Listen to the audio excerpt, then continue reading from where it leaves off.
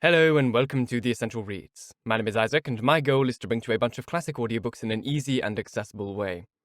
We are continuing with North and South by Elizabeth Gaskell. And this is Chapter 5. Decision.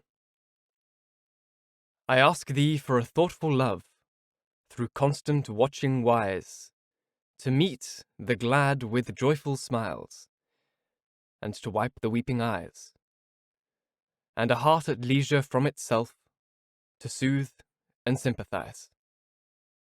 Anon. Margaret made a good listener to all her mother's little plans for adding some small comforts to the lot of the poorest parishioners. She could not help listening, though each new project was a stab to her heart. By the time the frost had set in, they should be far away from Helstone.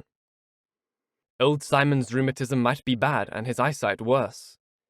There would be no one to go and read to him and comfort him with little porringers of broth and good red flannel.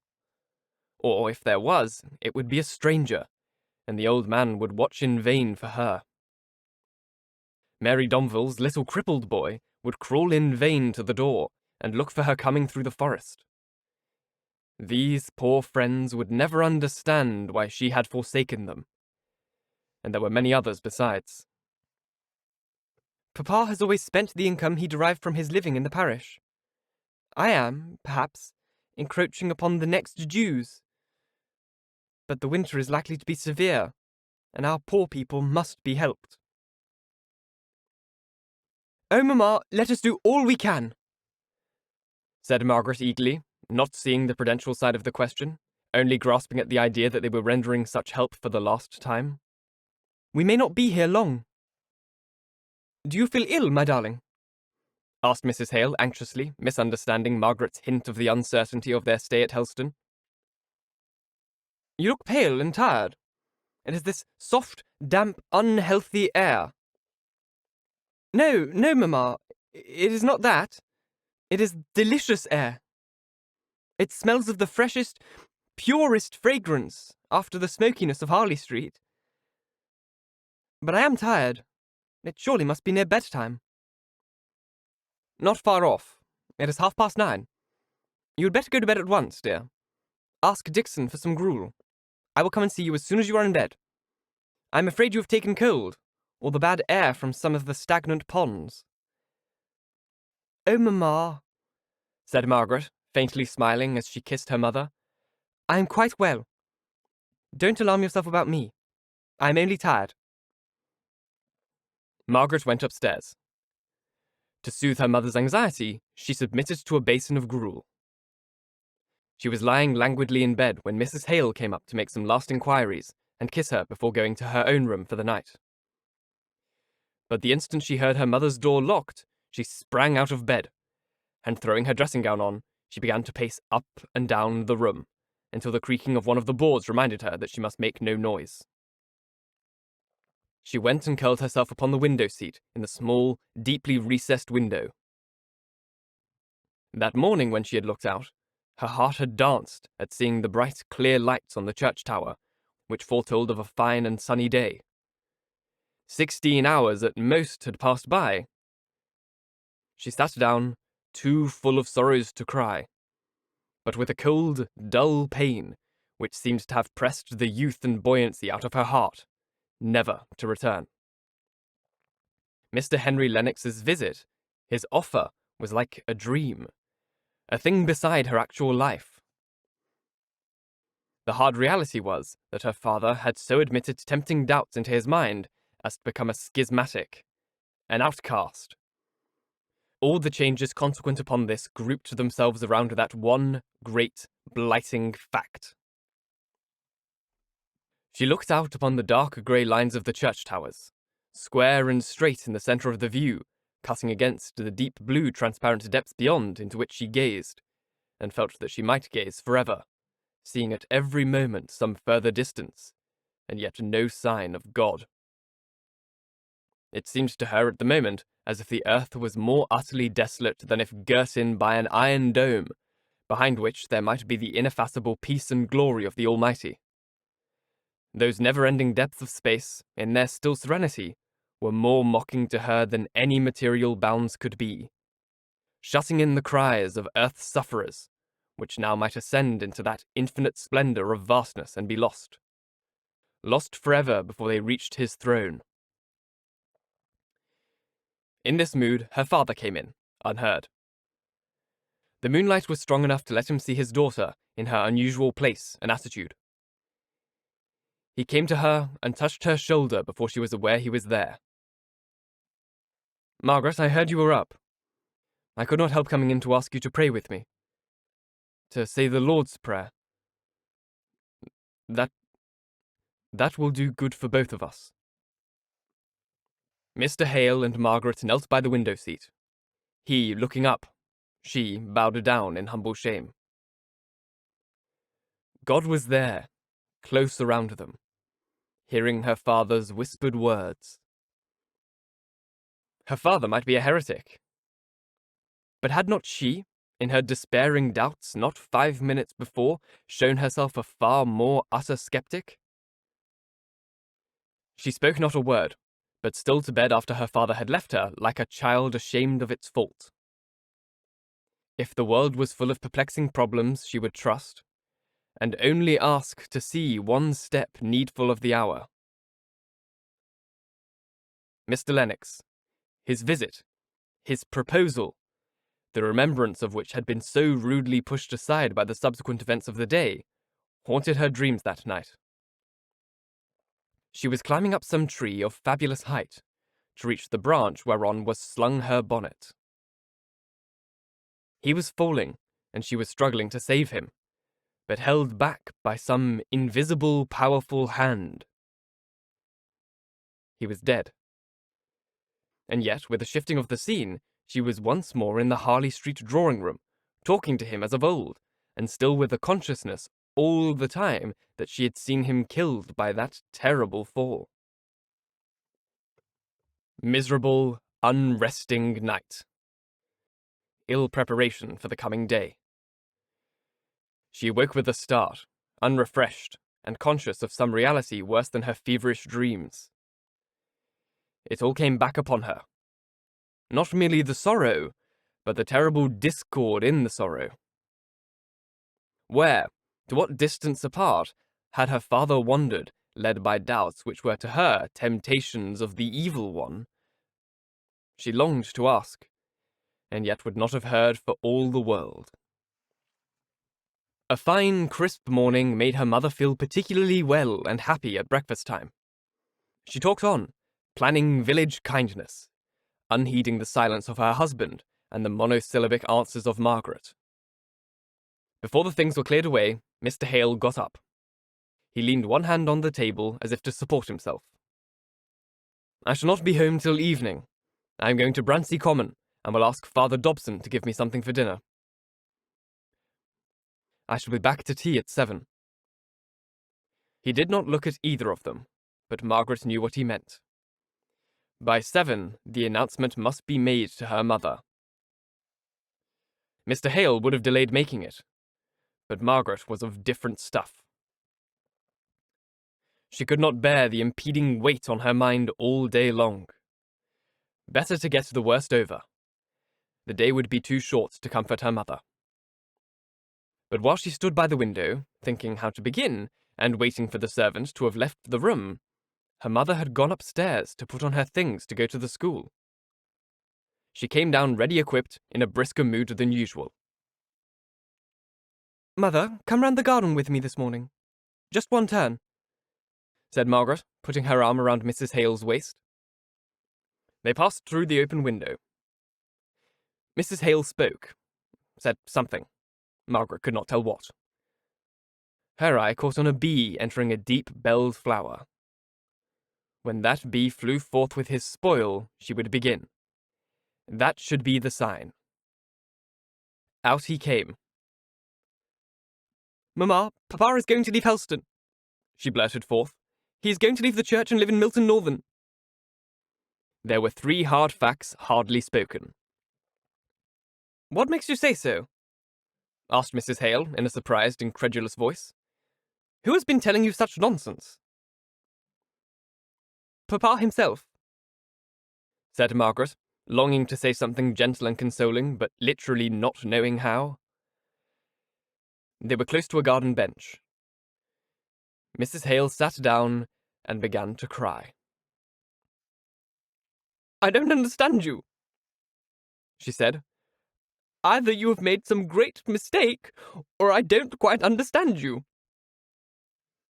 "No, Mother, I've made no mistake. Papa has written to the bishop, saying that he has such doubts that he cannot conscientiously remain a priest of the Church of England, and that he must give up Helstone. He has also consulted Mr. Bell, Frederick's godfather, you know, Mamma, and it is arranged that we go to live at Milton Northern." Mrs. Hale looked up into Margaret's face all the time she was speaking these words. The shadow on her countenance told her that she, at least, believed in the truth of what she said. "I don't think it can be true," said Mrs. Hale at length. "He would surely have told me before it came to this." It came strongly upon Margaret's mind that her mother ought to have been told. That whatever her faults of discontent and repining might have been, it was an error in her father to have let her learn his change of opinion and his approaching change of life from her better-informed child. Margaret sat down by her mother and took her undesiring head on her breast, bending her own soft cheeks down caressingly to touch her face.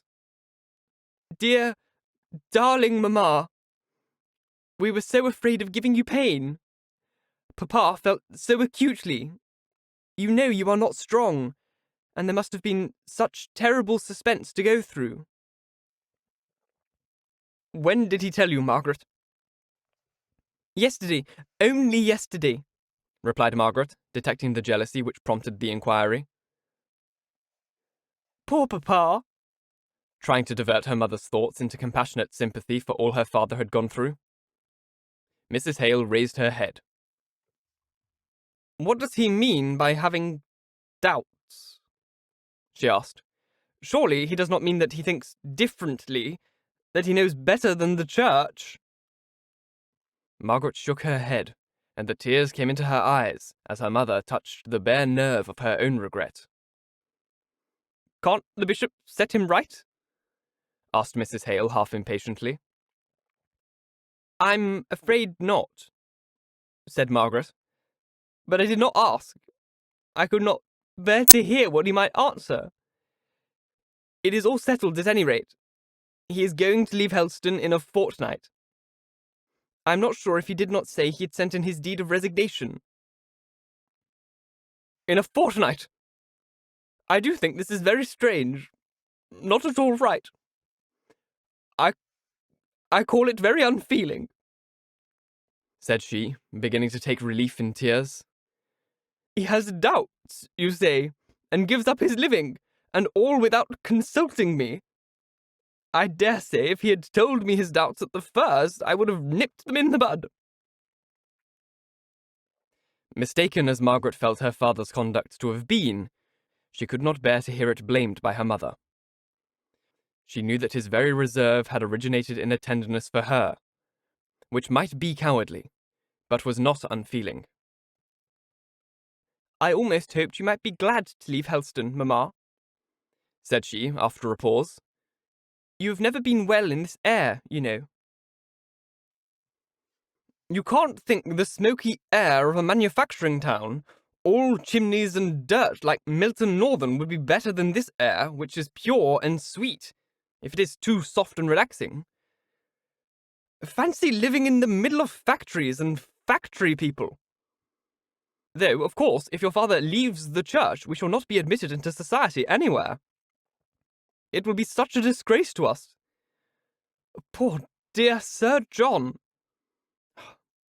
It is well he is not alive to see what your father has come to. Every day after dinner, when I was a girl, living with your Aunt Shaw at Beresford Court, Sir John used to give for the first toast, 'Church and King and down with the rump.'" Margaret was glad that her mother's thoughts were turned away from the fact of her husband's silence to her on the point which must have been so near his heart. Next to the serious, vital anxiety as to the nature of her father's doubts, This was to be one circumstance of the case that gave Margaret the most pain. "You know we have very little society here, Mamma. The Gormans, who are our nearest neighbours, to call society, and we hardly ever see them, have been in trade just as much as these Milton Northern people." "Yes," says Mrs. Hale, almost indignantly. "But at any rate, the Gormans made carriages for half the gentlemen of the country, and were brought into some kind of intercourse with them. But these factory people, who on earth wears cotton that can afford linen?" "Well, Mamma, I give up the cotton spinners. I am not standing up for them any more than for other tradespeople. Only we shall have little enough to do with them." "Why on earth has your father fixed on Milton Northern to live in?" "Partly," said Margaret, sighing, "because it is so very different from Helstone. Partly because Mr. Bell says there is an opening there for a private tutor." "Private tutor in Milton? Why can't he go to Oxford and be a tutor to gentlemen?" "You forget, Mamma, he is leaving the church on account of his opinions. His doubts would do him no good at Oxford." Mrs. Hale was silent for some time, quietly crying. At last she said, "And the furniture? How in the world are we to manage the removal? I never removed in my life, and only a fortnight to think about it." Margaret was inexpressibly relieved to find that her mother's anxiety and distress was lowered to this point, so insignificant to herself, and on which she could do so much to help. She planned and promised, and led her mother on to arrange fully as much as could be fixed before they knew somewhat more definitely what Mr. Hale intended to do. Throughout the day, Margaret never left her mother, bending her soul to sympathize in all the various turns her feelings took. Towards evening, especially, as she became more and more anxious that her father should find a soothing welcome home awaiting him, after his return from his day of fatigue and distress. She dwelt upon what he must have borne in secret for long. Her mother only replied coldly that he ought to have told her, and then, at any rate, he would have had an adviser to give him counsel. And Margaret turned faint at heart when she heard her father's step in the hall. She dared not go to meet him and tell him what she had done all day for fear of her mother's jealous annoyance. She heard him linger, as if awaiting her, or some sign of her, and she dared not stir. She saw by her mother's twitching lips and changing colour that she was too aware that her husband had returned. Presently he opened the room door and stood there, uncertain whether to come in. His face was grey and pale. He had a timid, fearful look in his eyes, something almost pitiful to see in a man's face. But that look of despondent uncertainty, of mental and bodily languor, touched his wife's heart. She went to him and threw herself on his breast, crying out, "Oh, Richard, Richard, you should have told me sooner!" And then, in tears, Margaret left her, as she rushed upstairs to throw herself on her bed, and hide her face in the pillows to stifle the hysteric sobs that would force their way out at last, after the rigid self-control of the whole day. How long she lay thus she could not tell. She heard no noise, though the housemaid came in to arrange the room. The affrighted girl stole out again on tiptoe, and went and told Mrs. Dixon that Miss Hale was crying as if her heart would break. She was sure she would make herself deadly ill if she went on at that rate.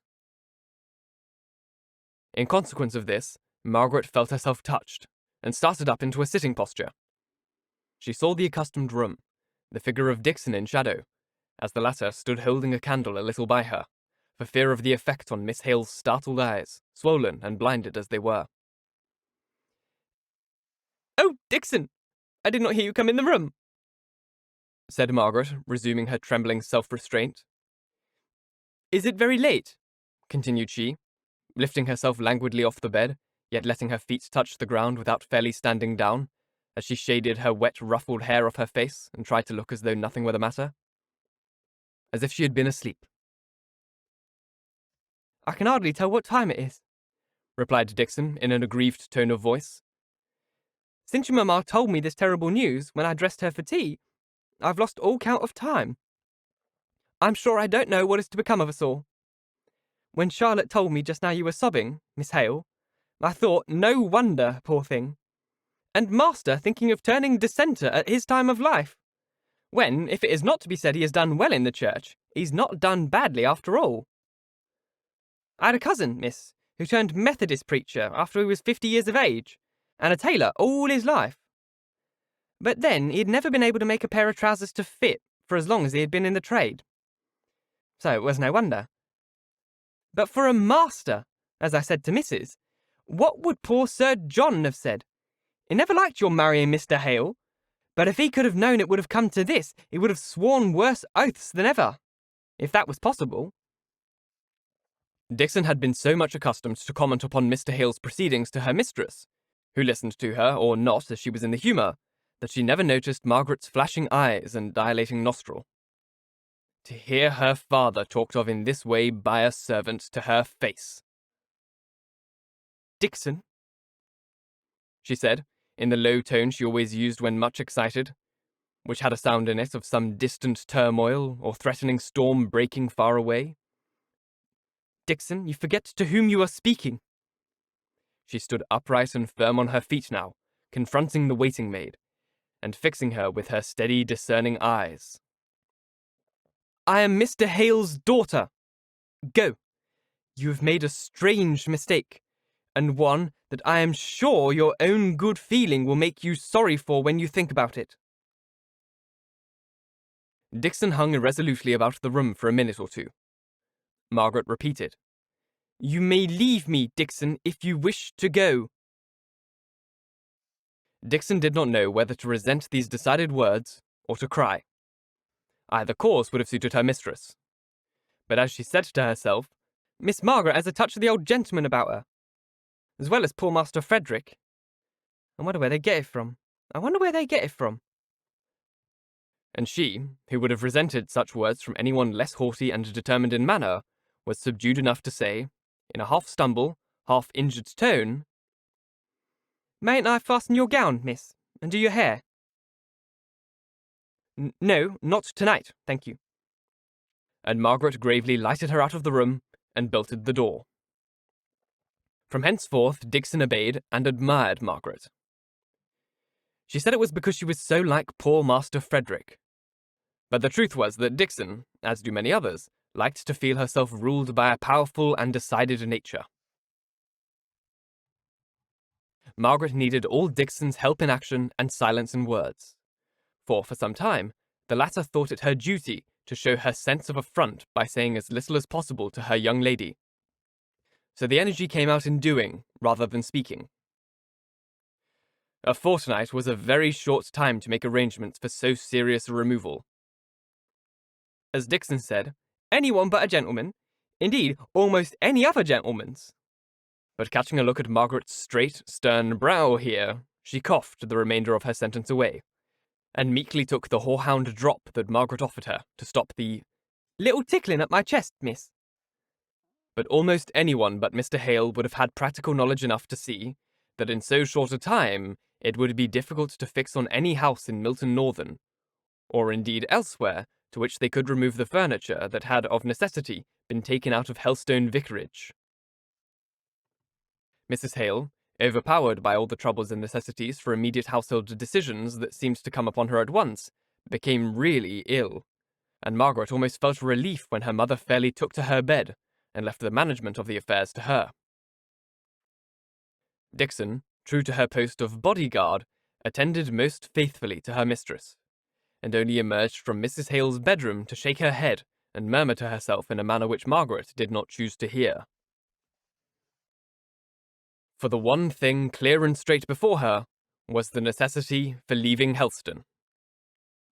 Mr. Hale's successor in the living was appointed, and at any rate, after her father's decision, there must be no lingering now, for his sake, as well as from every other consideration. For he came home every evening more and more depressed after the necessary leave-taking which he had resolved to have with every individual parishioner. Margaret, inexperienced as she was in all the necessary matter-of-fact business to be got through, did not know to whom to apply for advice. The cook and Charlotte worked away with willing arms and stout hearts at all the moving and packing. And as far as that went, Margaret's admirable sense enabled her to see what was best, and to direct how it should be done. But where were they to go to? In a week they must be gone. Straight to Milton, or where? So many arrangements depended on this precision that Margaret resolved to ask her father one evening, in spite of his evident fatigue and low spirits. He answered, "My dear, I have really too much to think about to settle this. What does your mother say? What does she wish?" Poor Maria. He met with an echo even louder than his sigh. Dixon had just come into the room for another cup of tea for Mrs. Hale, and catching Mr. Hale's last words, and protected by his presence from Margaret's unbraiding eyes, made bold to say, "My poor mistress." "You don't think her worse today?"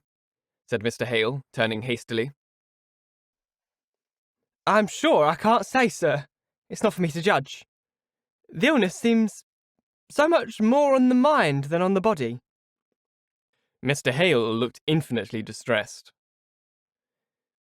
"You had better take Mamma her tea while it is hot, Dixon," said Margaret in a tone of quiet authority. "Oh, I beg your pardon, miss. My thoughts was otherwise occupied in thinking of my poor...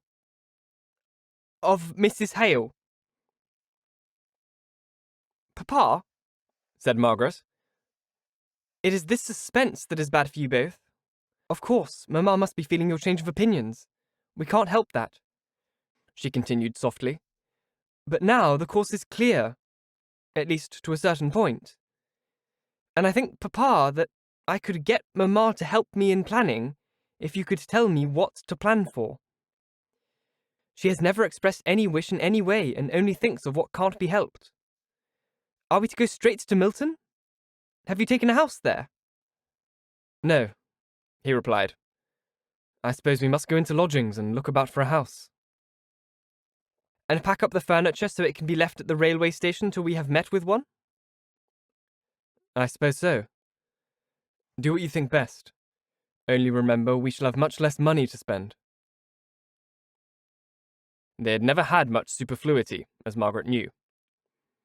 She felt that it was a great weight suddenly thrown upon her shoulders. 4 months ago, all the decisions she needed to make were what dress she would wear for dinner, and to help Edith to draw out the lists of who should take down whom in the dinner parties at home. Nor was the household in which she lived one that called for much decision.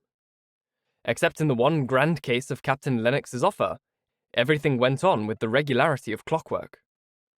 One year, there was a long discussion between her aunt and Edith as to whether they should go to the Isle of Wight, abroad, or to Scotland. But at such times, Margaret herself was secure of drifting, without any exertion of her own, into the quiet harbour of home. Now, since that day when Mr. Lennox came and startled her into a decision, every day brought some question, momentous to her, and to those whom she loved, to be settled. Her father went up after tea to sit with his wife. Suddenly she took a candle and went into her father's study for a great atlas, and lugging it back into the drawing-room, she began to pore over the map of England. She was ready to look up brightly when her father came downstairs. "I've hit upon such a beautiful plan. Look here. In Berkshire, hardly the breadth of my finger from Milton is Helstone, which I've often heard of from people living in the north as such a pleasant little bathing place. Now, don't you think we could get Mamma there with Dixon while you and I go and look at houses, and get one all ready for her in Milton? She would get a breath of sea air to set her up for the winter, and be spared all the fatigue, and Dixon would enjoy taking care of her." "Is Dixon to go with us?" asked Mr. Hale in a kind of helpless dismay. "Oh, yes," said Margaret. "Dixon quite intends it. And I don't know what Mamma could do without her." "But we shall have to put up with a very different way of living, I am afraid. Everything is so much dearer in town. I doubt if Dixon can make herself comfortable. To tell you the truth, Margaret, I sometimes feel as if that woman gave herself airs." "To be sure she does, Papa," replied Margaret. And if she has to put up with a different style of living, we shall have to put up with her heirs, which will be worse.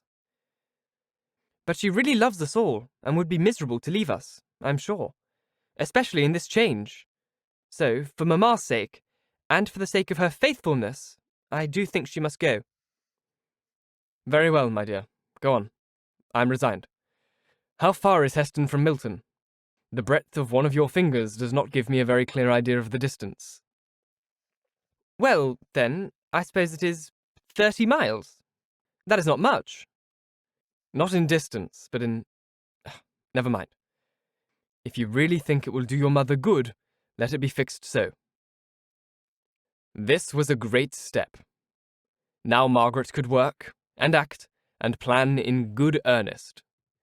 And now Mrs. Hale could rouse herself from her languor, and forget her real suffering in thinking of the pleasure and the delight of going to the seaside. Her only regret was that Mr. Hale could not be with her all the fortnight she was to be there, as he had been for a whole fortnight once, when they were engaged, and she was staying with Sir John and Lady Beresford at Torquay. Thank you so very much for listening. If you enjoyed, please like, comment, share, all that jazz, and if you really enjoyed, do subscribe, because there is more to come. If you're listening on podcast, please leave a review, as it's the easiest way to get this in front of as many people as possible, and reading your reviews really, really makes my day. If you want to support the show further, there is a Ko-Fi link just here on screen, or you can find the same link in the description box. It is just a direct way to donate towards the show. You can also do direct donations here on YouTube. It is just a fantastic way to support smaller creators like myself. Once again, thank you so very much for listening. And until next time, bye-bye.